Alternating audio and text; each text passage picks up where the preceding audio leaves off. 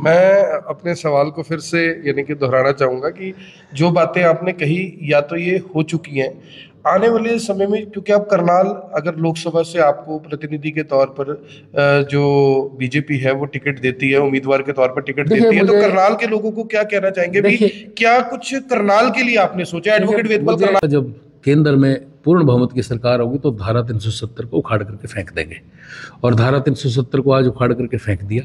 हमारा एक सपना पूरा हुआ। दूसरा सपना था भी राम मंदिर के का प्रतिष्ठा जरूर होगी और राम मंदिर बनेगा, वो भी हमारा सपना है। जैसे पानीपत का टोल प्लाजा है, बहुत लंबा टाइम हो गया, उसको हटना चाहिए, मुझे ये लगता है। और एक कोई ऐसी उद्योग इंडस्ट्री भी करनाल में आनी चाहिए जिससे ज़्यादातर युवाओं को रोजगार मिल सके, क्योंकि एक पलायन की बहुत बुरी स्थिति पूरे करनाल में, कुरुक्षेत्र में, कैथल में और पानीपत में लगातार की बात की। जब 10 साल पहले मनोहर लाल खट्टर जी ने चुनाव लड़ा था, उन्होंने भी कहा था इंडस्ट्री लेकर आएंगे। अश्वनी चोपड़ा थे, उन्होंने एक बार इंडस्ट्री लेकर आएंगे। संजय भाटिया चुनाव लड़ रहे हैं, उन्होंने भी कहा इंडस्ट्री लेकर आएंगे। अरविंद शर्मा उससे पहले चुनाव लड़ रहे थे, उन्होंने भी कहा इंडस्ट्री लेकर आएंगे। फिर बात हुई एयरपोर्ट की। एयरपोर्ट का आज तक सिर्फ जो जमीन है उसी का अधिग्रहण हो पाया 10 साल के अंदर। और उसके बाद कहा गया कि यमुनानगर कैथल रेलवे लाइन है, उसका सर्वे होगा 10 साल में, उसका भी सिर्फ सर्वे ही हुआ है। भी ये वादे तो बहुत होते हैं, लेकिन धरातल पर जब चुनाव लड़ने अगली बार आते हैं तो फिर कहते हैं जी। लोग इस समय सवाल ये पूछ रहे हैं कि बीजेपी 400 पार का जो नारा दे रही है कि एनडीए 400 पार, बीजेपी 370 पार, इस नारे में कितना दम है? क्योंकि 75 पार का भी नारा था हरियाणा में। मध्य प्रदेश के अंदर हमने देखा कि बीजेपी से जुड़े हुए जो युवा कार्यकर्ता थे, उन्होंने मुस्लिम लड़कों को पेड़ से बांधकर बोला कि इस देश में रहना होगा तो श्री राम, जय श्री राम कहना होगा। इस तरह के लोगों को, इस तरह के कृत्य करने वालों के लिए जिस तरह से 370 पार का नारा प्रधानमंत्री ने दिया, 400 पार का एनडीए की बात हुई, लेकिन ये अचीव करने के लिए, सीटें अचीव करने के लिए जितने लोगों के ऊपर करप्शन के आरोप आप लोगों ने लगाए थे, उन सबको बीजेपी के अंदर लेना, और वो भी दिल खोल कर लेना, उनका स्वागत करना। अमित शाह या जेपी नड्डा उनको एंट्री करवाते, चाहे हम बात कर लें अजीत पवार की, चाहे हम बात कर लें जो अशोक चौहान है उनकी, चाहे नीतीश कुमार की बात कर लें, और कल जो 250 करोड़ का घोटाले का आरोप था टीडीपी के जो पूर्व सीएम है चंद्रबाबू नायडू, आंध्र प्रदेश के पूर्व सीएम है, उनको भी लेना। क्या इससे मैसेज ये नहीं जाता कि करप्शन कर रखी हो, मर्डर कर रखा हो, चाहे कुछ भी कर रखा हो, अगर बीजेपी में आ रहे हो तो स्वागत है, सब कुछ। नमस्कार, मैं हूं आकर्षण उपल और इस समय आप ये सीधी तस्वीरें देख रहे हैं IBN 24 पर। लोकसभा चुनावों की आहट शुरू हो चुकी है। ऐसे में करनाल लोकसभा क्षेत्र को इस समय सबसे ज्यादा हॉट बताया जा रहा है। ऐसा इसलिए क्योंकि मौजूदा सांसद संजय भाटिया ये कहते हैं कि मैं एक सामान्य कार्यकर्ता हूं, पार्टी मेरी जो जिम्मेदारी लगाएगी मैं उसे निभाने के लिए तैयार हूं। वहीं दूसरी तरफ लगातार जो करनाल लोकसभा क्षेत्र का रोड समाज है वो मांग कर रहा है कि हमारे रोड समाज से किसी ना किसी व्यक्ति को इस बार प्रतिनिधि के रूप में लोकसभा का टिकट दिया जाए, ताकि करनाल लोकसभा से जो भी उम्मीदवार बीजेपी का हो कम से कम वो लोकसभा पहुंच सके। इसी को लेकर आज हम पहुंचे हैं एडवोकेट वेदपाल के घर पर, जो कि करनाल के ही रसूलपुर गांव में रहते हैं। फिलहाल अंदर मौजूद है, उनसे एक बार बातचीत करेंगे, जानेंगे कि आखिर पार्टी की गतिविधियां किस तरह की चल रही हैं और क्या आने वाले चुनावों में वो लोकसभा की तैयारी कर रहे हैं, क्या करनाल लोकसभा से चुनाव लड़ रहे हैं। फिलहाल आप देख सकते हैं कि उनके गांव के जो लोग हैं, पार्टी के जो लोग हैं, वो यहाँ पर पहुंचे हुए हैं। वेदपाल जी से बात कर रहे थे। वेदपाल जी, गांव में चौपाल लगती है, आपने तो घर पर ही चौपाल लगा रखी है। धन्यवाद। आपके IBN दर्शकों को सभी को जयराम जी की राम राम। वेदपाल जी, क्या तैयारी चल रही है, क्या लग रहा है? संजय भाटिया मौजूदा सांसद है, ऐसी चर्चा है कि लोकसभा चुनावों में इस बार शायद वो कहीं और से, पानीपत से विधानसभा का चुनाव आगे लड़ेंगे, लेकिन लोकसभा चुनावों में पार्टी आपके नाम पर विचार कर रही है। और रोड समाज जहां से आप आते हैं उसमें भी ये चर्चा है कि जो टिकट है वो किसी न किसी रोड बिरादरी से दी जाए। क्या कुछ कहना चाहेंगे? देखिए, पहले तो मैं भारतीय जनता पार्टी के कार्यकर्ता हूँ और 1990 से मैं भारतीय जनता पार्टी में हूँ। लगभग सभी पदों पर कभी न कभी रहा हूँ। और रही बात पार्टी किसको टिकट देगी, ये आपको भी पता है और मुझे भी पता है कि चुनाव समिति की बैठक हो चुकी है। उसमें कुछ नाम जो पार्टी को या नेतृत्व को, प्रदेश नेतृत्व को ठीक लगे, वो सभी केंद्र में भेज दिए गए हैं। और अब पार्लियामेंट्री बोर्ड की बैठक कल है और उसमें फैसला होगा कि कौन चुनाव लड़े। जो भी चुनाव लड़ेगा, कमल का फूल लेके आएगा, हम सब उसके साथ हैं। तो मैं आपको बता दूं कि जो वेदपाल है, इनका नाम एडवोकेट वेदपाल है। जब बीजेपी गठबंधन में इंडियन नेशनल लोकदल के साथ चुनाव लड़ा करती थी, तब से मैं इनके नाम को भारतीय जनता पार्टी में जानता हूं। और एडवोकेट वेदपाल इसलिए क्योंकि ये वकालत भी करते रहे, लंबे समय तक जो वकालत है वो करते रहे हैं। तो मुद्दे क्या रहेंगे? 10 साल से भारतीय जनता पार्टी केंद्र में है, राज्य में है, अब क्या मुद्दे लेकर यानी कि पार्टी लोगों के बीच जाएगी? अगर आपको टिकट मिलती है तो क्या कुछ प्राथमिकता रहेगी? करनाल के लिए क्या कुछ सोचा है? देखिए, बहुत बढ़िया प्रश्न है कि मुद्दे क्या रहेंगे। पहली बात तो कि जब हम 1990 में विद्यार्थी परिषद से जुड़े और उसके बाद भारतीय जनता पार्टी में आए, मैं जिला बार एसोसिएशन में भी 3 बार मैंने प्रतिनिधित्व किया है, तो कुछ बात जो हम करते थे तो लोगों को वो हजम नहीं होती थी। तब तो मुख्य रूप से 3 मुद्दे थे कि एक वक्त आएगा जब केंद्र में पूर्ण बहुमत की सरकार होगी तो धारा 370 को उखाड़ करके फेंक देंगे, और धारा 370 को आज उखाड़ करके फेंक दिया। हमारा एक सपना पूरा हुआ। दूसरा सपना था भी राम मंदिर की प्रतिष्ठा जरूर होगी और राम मंदिर बनेगा, वो भी हमारा सपना पूरा हुआ। तीसरी बात जो चलती थी यूनिफॉर्म सिविल कोड की, कि एक ही नागरिकता पूरे देश में हो, और वो आसाम से शुरू हुई है और मुझे लगता है कि पूरे देश में आहिस्ता आहिस्ता जो समान नागरिक संहिता है वो सपना भी पूरा होगा। और रही बात, अमित शाह तो बोल चुके हैं कि चुनावों की घोषणा से पहले हम यानी कि लागू कर देंगे। वो सीए की बात है जी, वो सीए की बात है। सीए एक अलग चीज़ है और समान नागरिक संहिता अलग चीज़ तो है। अगला क्योंकि एजेंडा सीए में तो जो हमारे जो पाकिस्तान में और उसमें कुछ धर्म के आधार पर जो प्रताड़ित किए जाते हैं, चाहे वो सिख हैं, चाहे हिंदू हैं, चाहे क्रिश्चियन हैं, चाहे ईसाई हैं, चाहे बौद्ध हैं, वे उनको अगर धर्म के आधार पर प्रताड़ित किया जाएगा अफगानिस्तान में, बांग्लादेश में या फिर पाकिस्तान में, उनको भारत की नागरिकता दी जाए, तो वो प्राविधान अलग है। समान नागरिक संहिता है कि सबके लिए एक कानून हो, वो जो देश का नागरिक है। तो मैं जब शुरू से बात हुई थी तो समान नागरिक संहिता की बात हुई थी। ये एक कानून और जो अमित शाह जी ने कहा है ये बहुत अच्छा है, क्योंकि इस देश में रहने वाला हर एक नागरिक को एक नागरिकता मिलनी चाहिए, इसमें कोई दो राय नहीं। और रही बात करनाल के लोकसभा के मुद्दों की, करनाल में आज 2 यूनिवर्सिटी बनी है, एक मेडिकल यूनिवर्सिटी बनी है, दूसरी हॉर्टिकल्चर यूनिवर्सिटी बनी है। मेडिकल कॉलेज भी उसके बाद ही पूर्ण हुआ है। तो जो मूलभूत ज़रूरतें हैं, स्वास्थ्य की सुविधाएं हैं, उस पर सरकार ने बहुत अच्छा काम किया है। और मुझे लगता है कि इसके अलावा जो अभी आपने पूछा कि अगला मुद्दा क्या होगा, आपके टारगेट्स क्या हैं? करनाल के लोगों को क्या कहना चाहोगे? बहुत बढ़िया प्रश्न है आपका। जब क्रांतिकारियों ने लड़ाई लड़ी, अपने आप को न्यौछावर किया, जब भारत माँ के पैरों में पड़ी हुई बेड़ियाँ टूटी, तो उनका सपना क्या था? उनका सपना यह था कि भारत सोने की चिड़िया और जगत गुरु बने। आज हम तीसरी आर्थिक शक्ति की बात करते हैं और 2047 तक विकसित भारत की बात करते हैं। आज भारत 5वें पायदान पर है। तो मुझे लगता है ये बहुत बड़ा सपना है। पूरे विश्व में भारत जैसा चाहता है, जैसा सोचता है, वैसा हो। और इसका उदाहरण भी है यूक्रेन में जो भारतीय विद्यार्थी फंसे हुए थे। तो कितनी बड़ी बात है कि यूक्रेन ने भी और रूस ने भी युद्ध बंद कर दिया और पाकिस्तान के जो बच्चे हैं वो भी तिरंगा लेकर के बाहर निकले। तो छाती गर्व से चौड़ी होती है। रही वैक्सीन की बात, वो हमने खुद बनाई। और पाउपा जैसा देश जब पैर छूता है मोदी जी के और उनसे पूछा जाता है वहाँ के विपक्षी के नेताओं द्वारा कि आप भी राष्ट्रीय अध्यक्ष हैं, वो भी वहाँ का प्रधानमंत्री है, तो आपने पैर क्यों छुए? तो उसने एक बहुत सुंदर जवाब दिया कि जब मेरे देश में कोरोना फैला हुआ था तो मैंने सभी बड़े बड़े देशों से वैक्सीन की मांग की, किसी ने नहीं की। फिर मैंने प्रधानमंत्री नरेंद्र मोदी को फ़ोन किया और जैसे ही फ़ोन किया उन्होंने मुफ्त में मुझे वैक्सीन दी और मेरे देश के नागरिकों को बचाया। तो यानी जो वसुदेव कुटुंबकम है, हम उस पर भी काम कर रहे हैं, हम अंत्योदय पर भी काम कर रहे हैं, हम जनधन के खाते खोल करके हर लोगों को सुविधा भी दे रहे हैं, 80 करोड़ लोगों को राशन भी दे रहे हैं, 25 करोड़ लोगों को गरीबी से ऊपर भी निकाला है।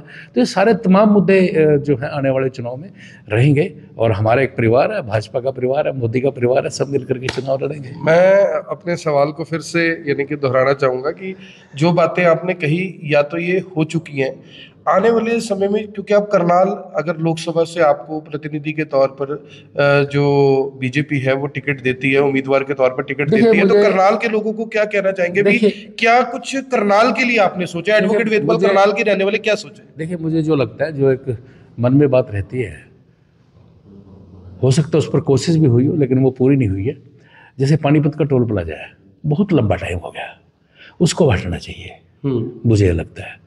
और एक कोई ऐसी उद्योग इंडस्ट्री भी करनाल में आनी चाहिए जिससे ज़्यादातर युवाओं को रोजगार मिल सके, क्योंकि एक पलायन की बहुत बुरी स्थिति पूरे करनाल में, कुरुक्षेत्र में, कैथल में और पानीपत में लगातार बढ़ती जा रही है।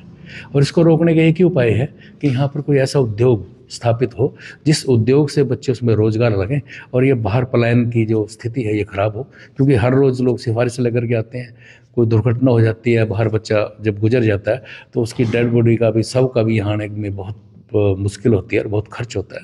तो कोई ऐसा उद्योग, मुझे लगता है कि सरकार इस पर विचार भी कर रही होगी और ये मेरा निजी विचार भी है कि इस पर कोई ऐसा एक उद्योग, जैसे यहाँ लिबर्टी पहले से स्थापित है, इसी प्रकार का कोई एक दो उद्योग बड़े आने चाहिए, ऐसा मेरा मानना है।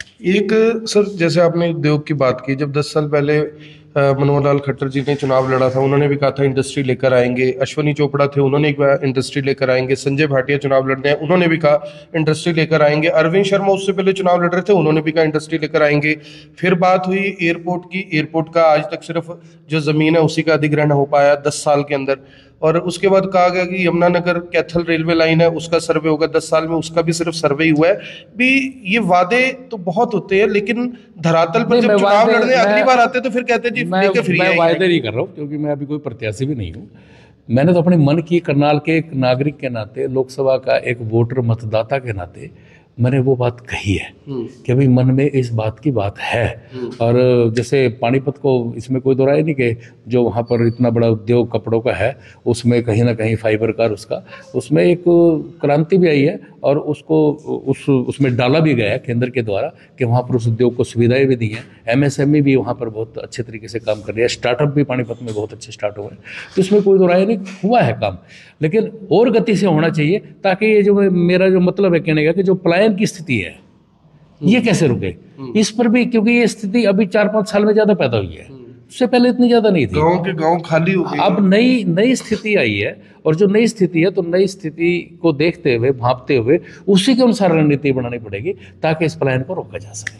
तो एयरपोर्ट को लेकर, और जो मैंने बताया कि ये बात ठीक है कि ये और यमुनानगर का जो ये मुद्दा है, ये बड़ा लंबे समय से पेंडिंग है, इसको लेकर क्या लोगों को भरोसा देंगे? क्योंकि आप संगठन में भी हैं, मुख्यमंत्री के भी करीबी हैं और पूरे हरियाणा में आप घूमते रहते हैं, सवाल तो देखो पूछा भी जाएगा। पुराना सपना है लोगों को, करनाल में जहाज उतरे, और ये बात ठीक है आपकी कि एक काफ़ी समय से, जैसे क्योंकि अब अधिग्रहण के जो नियम है वो पूरे के पूरे बदल गए हैं। पहले अधिग्रहण सरकार अपनी मर्जी से कर लेती थी, अब तो बार्गेनिंग होती है, वे अपनी ज़मीन को किस रेट में बेचेंगे। मुझे लगता है जो ज़मीन वाला मामला वो सब क्लियर हो गया है और जल्दी उस पर काम शुरू हो जाना चाहिए, ऐसा मुझे लगता है।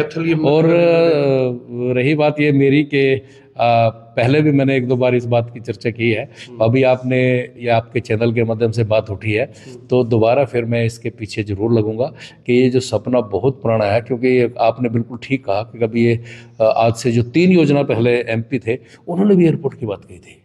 और जब मैं युवा मोर्चे में हुआ करता था तो हमें भी इस मुद्दे को उठाया करते थे, मुझे याद है उस मुद्दे को उठाते थे, लेकिन आपकी सरकार में भी पेंडिंग ही है। मैं इसीलिए कह रहा हूँ, मैं तो इस बात से मुकर नहीं रहा हूँ ना, जो बात सच है वो सच है कि तब हमने भी इसको जोर शोर से उठाया था, भी कब बनेगा एयरपोर्ट, ये कहा था।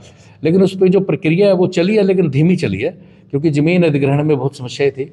अब वो जमीन अधिग्रहण का काम पूरा हो जाएगा, मुझे लगता है जल्दी उसका टेंडर होकर के इस पर काम चलना चाहिए। ये एडवोकेट वेदपाल है, ईमानदारी से बात को मान रहे हैं कि हम जब विपक्ष में थे तब भी ये मुद्दा था, अब सत्ता में है तब भी ये मुद्दा है, लेकिन अगर मौका मिलता है तो जाहिर तौर पर इस मुद्दे को भी उठाएंगे। वेदपाल जी, संगठन में बड़ी पुरानी पकड़ है आपकी आज भी, और मजबूत पकड़ है। लोग इस समय सवाल ये पूछ रहे हैं कि बीजेपी 400 पार का जो नारा दे रही है कि एनडीए 400 पार, बीजेपी 370 पार, इस नारे में कितना दम है? क्योंकि 75 पार का भी नारा था, हरियाणा में सीटें सिर्फ 40 आई थी। देखिए, विधानसभा की परिस्थिति और लोकसभा की परिस्थिति अलग अलग है।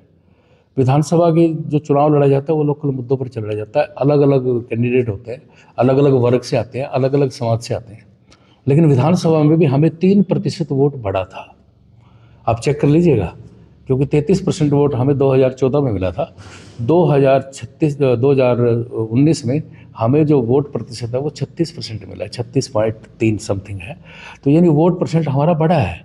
लेकिन जब कैंडिडेट तिकोना मुकाबला हो तो सीटें बढ़ जाती हैं, जब मुकाबला आमने सामने का हो तो सीटें घट जाती हैं। तो लोगों का प्यार हमें विधानसभा में भी बढ़ करके मिला। और लोकसभा में अगर मैं बात करूं तो जब ये मुद्दे लगातार सोल्व हुए हैं इस योजना में, तो उससे लोगों में एक चाव है भारत को, राष्ट्रवाद को मजबूत करने के लिए। अब आप किसी भी सीमा को देख लीजिए, वो बेहद मजबूत है। आज हमारे यहाँ मेक इन इंडिया इतना ज़बरदस्त हो रहा है कि हमारे तेजस विमानों की डिमांड दूसरे देशों में भी है। बड़े बड़े हाईवेज निकल रहे हैं। हाईवेज की तो बात करें, ऐसा लगता है कि जैसे आज आप अमेरिका से भी आगे निकल गए हो। तो हर चीज़ का जो इंफ्रास्ट्रक्चर है वो बहुत तीव्र गति से बढ़ा है, तेज गति से बढ़ा है। ऐसी अर्थव्यवस्था बहुत तीव्र गति से बढ़ी है। तो लोगों का एक विश्वास हुआ है कि नहीं, यही सरकार है भारतीय जनता पार्टी की जो नरेंद्र मोदी जी के नेतृत्व में चल रही है, यह भारत को विकसित राष्ट्र बना सकती है। और जब ये सपना साकार होने लगता है तो फिर लोगों को चाव बढ़ता है, लोगों का उसके प्रति आकर्षण बढ़ता है और वहाँ पर वोट बैंक लगातार जुड़ता है। तो मुझे लगता है कि ये सपना जो प्रधानमंत्री नरेंद्र मोदी जी ने कहा है कि क्योंकि 370 की मैं जब बात याद करूं, मैं तिरंगा यात्रा जो अनुराग ठाकुर जी ने निकाली थी उसका हरियाणा का प्रभारी था और हम कश्मीर गए थे और वहाँ जेल में भी बंद हुए थे। तो एक देश में 2 विधान 2 प्रधान 2 निशान नहीं चलेंगे, आज वो भी हुआ है। पर इतनी ज़बरदस्त रैली परसों कश्मीर के अंदर हुई है कि वहाँ उनके चेहरे जो खिले हुए हमने देखे, भारत का जो हिस्सा है उसके, तो उससे मन जो है वो पूरी तरह से मंत्रमुग्ध हो गया, बिल्कुल खुश हो गया कि सचमुच जो हमने कहा था, जो सोचा था वो हमने करके दिखाया है।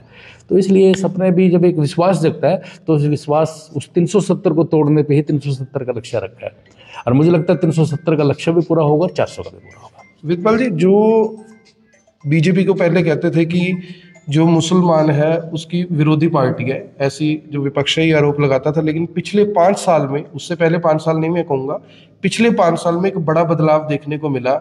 जिस तरह से धारा 370 हटाई गई, वहाँ के जो युवा हैं उनके लिए यानी कि स्टेडियम के वहाँ पर इंतज़ाम किए गए, स्पोर्ट्स में उनकी काफ़ी रुचि है, पढ़ाई के लिए उनको काफ़ी ज़्यादा फंडिंग गवर्नमेंट कर रही है, व्यापार के लिए उनको काफ़ी फंडिंग दे रही है। और 3 दिन पहले जो प्रधानमंत्री नरेंद्र मोदी ने श्रीनगर में रैली की, वो अपने आप में ऐतिहासिक रैली थी, क्योंकि वहां पर सभी जानते हैं कि कश्मीर में मुस्लिम आबादी ही सबसे ज्यादा है। वहां पर प्रधानमंत्री मिलकर आते हैं, मुस्लिम युवाओं के साथ सेल्फी लेते हैं, मुस्लिम लड़कियों से बिजनेस से रिलेटेड बात करते हैं। इधर दिल्ली में एक पुलिस वाला जब अजान अदा कर रहे थे मुस्लिम युवक, उनको किस तरह से लात मारी गई। आपको नहीं लगता कि इससे सवाल उठते हैं? इस तरह की जो हरकत है वो कहीं ना कहीं ये दावा किया जा रहा है कि जो राजनीतिक नफरत है वो हर शख्स के अंदर आ चुकी है और कहीं ना कहीं ये बीजेपी की देन है। इस तरह के लोग इस तरह की कहावत को चरितार्थ कर रहे हैं। देखिए, मुझे लगता है ये व्यक्तिगत एक्ट है जिसका भी है उसका, और उस पर कार्रवाई भी हुई है। और इस प्रकार के जो कृत्य है, इस प्रकार के जो कृत्य है, ये एक किसी एक्ट से जनरल ऐसा नहीं होता, क्योंकि देश में 80% प्रतिशत तो पसमानदा मुसलमान हैं। और अगर मैं हज की बात करूं तो उसका भी लगभग 4 गुना उसका वो बढ़ाया है। और अब तो महिलाएं भी बिना किसी व्यक्ति या पुरुष के वहाँ पर जा सकती हैं, मक्का मदीना भी। तो मुझे लगता है वो व्यक्तिगत एक्ट है और वो बिल्कुल गलत है, और ऐसे एक्ट से माहौल बिल्कुल ख़राब होता है और उस पर सख्ती से निपटा भी हमारी सरकार ने है और निपटना भी चाहिए। तो मुझे लगता है ये व्यक्तिगत एक्ट है, इससे कोई जनरल का कोई लेना देना नहीं, और ना ही सरकार की नीयत में इस प्रकार का कोई खोट है। वो तो बहुत ज़्यादा आकर्षित, जैसे 3 तलाक का मामला है, वो भी हमारी बहन बेटी हैं, कितना बड़ा गर्व उनके अंदर हुआ और उनको ये लगा कि भाई हमारे वे सम्मान की रक्षा प्रधानमंत्री नरेंद्र मोदी ने की है। तो भारतीय जनता पार्टी लगातार इस प्रकार के काम करती है। जो कई हजार मदरसे थे जो केवल फंडिंग लेते थे, जिसमें एक भी बच्चा नहीं था, उन सबको बंद कर दिया और जिनमें बच्चे थे उनका अनुदान बढ़ा दिया।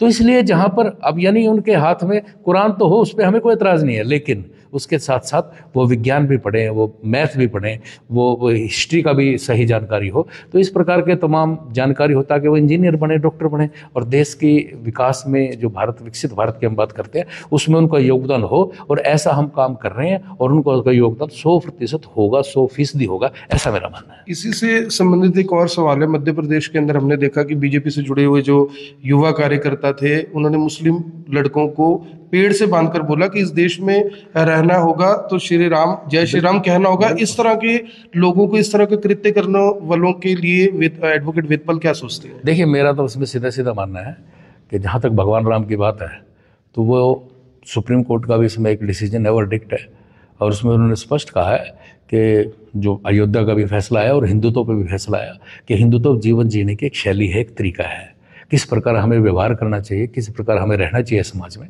और वो समाज की पूरी शैली ही हिंदुत्व है।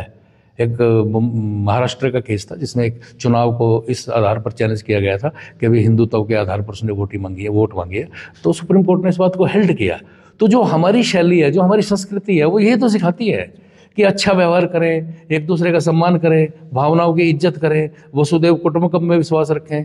दूसरा कि जो हमारा संविधान है उसके अंदर भी है कि भाई जो धर्म जिसका है वो उसके अनुसार अपना कर्तव्य करे। लेकिन इस प्रकार के एक्ट हर प्रकार के समाज में लोग हैं, हर समाज में हैं, आप लेकिन वो समर्थन नहीं करते इक्के दुक्के हैं, और ऐसे लोगों को कड़ी सजा देनी चाहिए, मेरा ऐसा मानना है।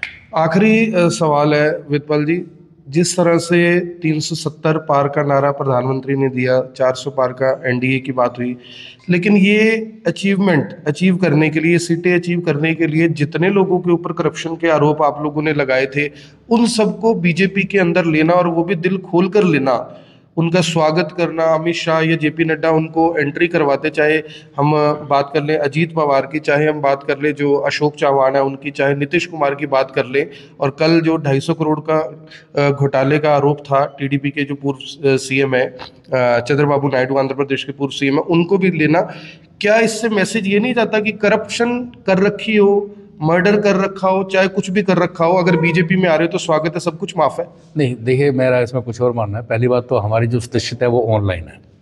नहीं, लेकिन अमित शाह ने ज्वाइन करवाया तो वो ऑनलाइन नहीं हुए ना। बात पे हो रहा हूँ कि हमारी सदस्यता ऑनलाइन है, कोई भी भारतीय जनता पार्टी का सदस्य बन सकता है। और दूसरी बात कि अगर कोई पार्टी ने ज्वाइन कर लिया और उसने कोई घपला किया हुआ है, तो मुझे नहीं लगता कि अपने आप को इस बात के लिए सुरक्षित समझे कि कानूनी कार्रवाई रुक जाएगी। अगर किसी ने किया है तो कानूनी कार्रवाई होगी, और किसी ने नहीं किया, केवल एलिगेशन है, आरोप है, तो उस आरोपों का कोई अर्थ नहीं। राजनीति है, राजनीति में हर तरह के लोग आरोप लगाते हैं, और आरोप फिर सिद्ध होना, फिर उसमें कुछ होना, कोई एविडेंस होना, वो तब की बात है। लेकिन भारतीय जनता पार्टी कभी भी किसी भी भ्रष्टाचारी को संरक्षित नहीं करती, ये मेरा बिल्कुल जिम्मेवारी से कहना है। आप कह रहे हो कि आरोपों से कुछ नहीं होता, आरोपी हैं वो, फिर आप भी तो राहुल गांधी पे, अरविंद केजरीवाल पे आरोपी लगाते, साबित तो उन पे भी नहीं हुआ अभी। उसमें वो जमानत पर है, मैं तो इसमें एकदम जैसे राहुल गांधी जमानत पे तो चंद्रबाबू नायडू भी है, वो जमानत पर है, और जमानत पर बकायदा केस चल रहे हैं। मैंने कहा है कानून अपना काम करेगा, कानून को कौन रोक रहा है? मैंने तो बिल्कुल डंकी की चोट पे ईडी कहा। इनकम टैक्स पीछे लगा के फिर ज्वाइन करवा देते जहां जहां ईडी और इनकम टैक्स गई है, अरबों रुपया मिला है, तो उसका क्या कहोगे आप? कहीं से खाली ज्वाइनिंग भी तो कहीं से खाली हाथ आई है ईडी, और खाली हाथ ईडी से। मैंने ये कहा भी भ्रष्टाचार को किसी भी प्रकार से भारतीय जनता पार्टी सुरक्षित नहीं करती, और ना ही करेगी। अगर किसी पर कोई एलिगेशन है, वो अदालत में सिद्ध होगा, और सिद्ध होगा तो सजा होगी, और अगर सिद्ध नहीं होगा तो बरी होगा। तो ये थे एडवोकेट वेदपाल, खुलकर हर सवाल का जवाब दिया, कुछ सवालों में ईमानदारी से जवाब दिया, कुछ में राजनीतिक जवाब थे जो शायद बनते भी हैं, और इसी को शायद राजनीति कहते हैं। तो फिलहाल आप जरूर बताएं कि करनाल लोकसभा को लेकर आप क्या समझते हैं? बीजेपी की ओर से 3 जो नाम है वो गए हैं, जिसमें पहला नाम संजय भाटिया जो कि मौजूदा सांसद है, दूसरा नाम जो काफी प्रभावी है एडवोकेट वेदपाल, और तीसरा नाम जो सामने आ रहा है वो है घरौंडा के विधायक हरविंदर कल्याण का। और एडवोकेट वेदपाल का कहना है कि संगठन के कार्यकर्ता है, अगर जिम्मेदारी देंगे तो जरूर उस पर खरे उतरने की कोशिश करेंगे, लेकिन अगर टिकट किसी और को दी जाती है वेदपाल जी तो उसका साथ वैसे कमल का फूल है, कमल का फूल है, 1990 से है, उसी के साथ 1990 से है, तो उसी के साथ रहेंगे, क्योंकि कमल का फूल का साथ 1990 से दे रहे हैं। तो आप देखिए कि लगभग 3 दशक इन्हें बीजेपी में हो चुके हैं, और अब तो यानी कि इनका कार्यकर्ताओं को भी लगता है कि अब समय राइट टाइम आ गया है कि एडवोकेट वेदपाल को उम्मीदवार के रूप में बीजेपी कहीं ना कहीं टिकट दे, और वो लोकसभा में जाकर करनाल का प्रतिनिधित्व करे। मेरी आप सभी से अपील, जो भी लोग इस वीडियो को देख रहे हैं इसे साथ के साथ जरूर शेयर करें। आप देख रहे हैं एबी 24, मैं हूं आकर्षण उपल करनाल से, आप सभी के साथ लाइव। धन्यवाद।